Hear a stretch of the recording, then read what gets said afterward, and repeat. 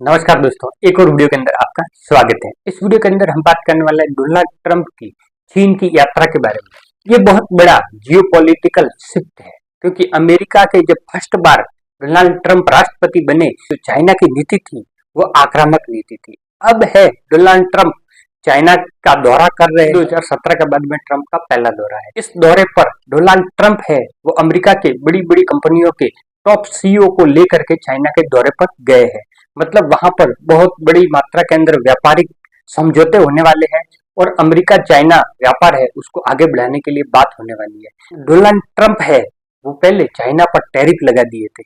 अब टैरिफ हटा करके उनको ये मजबूरी के अंदर चाइना का दौरा करना पड़ रहा है, क्योंकि चाइना है वो विश्व के अंदर बहुत सारे देशों के अंदर माल सप्लाई करता है, उसी के अंदर अमेरिका को भी माल सप्लाई करता है। अमेरिका और चाइना के व्यापार के अंदर है वो चाइना प्लस के अंदर रहता है। लगभग 200 बिलियन डॉलर के सरप्लस के अंदर चाइना वो अमेरिका से कमा करके लेके जाता है। तो अमेरिका उस व्यापारिक घाटे को कम करना चाहता है, इसीलिए ये दौरा कर रहा है। तो पहले जो चाइना की अमेरिका के अंदर एम्बेसी है उसने कुछ पॉइंट अमेरिका के सामने रखे हैं। उसके अंदर उन्होंने अमेरिका को चेताया है कि वहां पर डेमोक्रेसी और ह्यूमन राइट के बारे में ज्ञान मत देने लग जाना, क्योंकि ये अमेरिका की पुरानी आदत। ताइवान के मसले पर ताइवान को हथियार बेचने की सोचना भी, ऐसा उन्होंने ट्वीट किया और उन्होंने बोला है कि अमेरिका और चाइना परस्पर सम्मान के साथ में बातचीत करे, दोनों के साथ में विन विन की सिचुएशन हो, तभी बात है वो आगे बढ़ सकती है, अन्यथा नहीं बढ़ सकती। चाइना ने अमेरिका को पहले से बता दिया है कि कौन से पॉइंट पे बात करनी है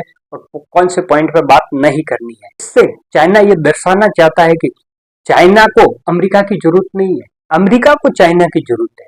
तो ये विश्व के अंदर चाइना के बढ़ते हुए कद को दिखाता है। और इस दौरे को भारत के संदर्भ में, नई दिल्ली के संदर्भ में कैसे अपन देख सकते हैं, तो नई दिल्ली के संदर्भ में यही है, अमेरिका और चाइना की मित्रता भी नहीं होनी चाहिए। इनके संबंध बहुत अच्छे बन गए तो भारत के साथ में चाइना आक्रामक नीति अपना सकता है। जो वास्तविक नियंत्रण रेखा है उस पर चाइना आक्रामक हो सकता है और पाकिस्तान को सपोर्ट कर सकता है। और दोनों के बीच में इतनी भी स्पर्धा नहीं होनी चाहिए कि खुले तौर पर दोनों एक दूसरे के विरोधी बन जाए, तब भी इंडिया के लिए फायदे की बात नहीं होगी।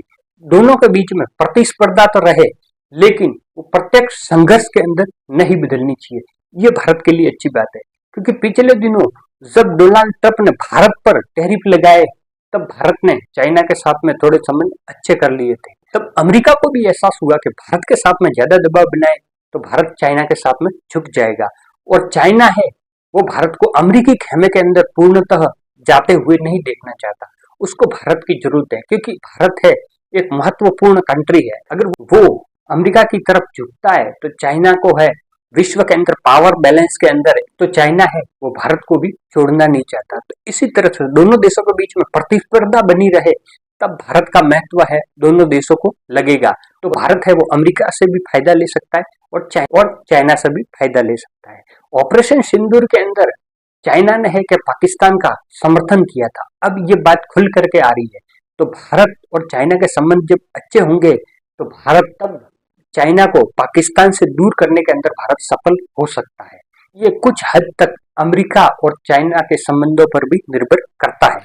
अब विश्व के अंदर हालत है पूरी तरह से बदल गए। पहले अमेरिका का साथी यूरोपीय संघ हुआ करता था, अब नाटो के अंदर दरार आने के कारण यूरोपीय संघ है वो भी चाइना के साथ में मित्रता करना चाहता है। तो अब अमेरिका है उसको भी चाइना की जरूरत पड़ रही है, क्योंकि यूरोपीय संघ पूरा चाइना के साथ में चला गया तो अमेरिका है वो अलग थलग पड़ सकता है। जब से ईरान और अमेरिका का जो ये युद्ध स्टार्ट हुआ है तब से अमेरिका वो अकेला पड़ गया है।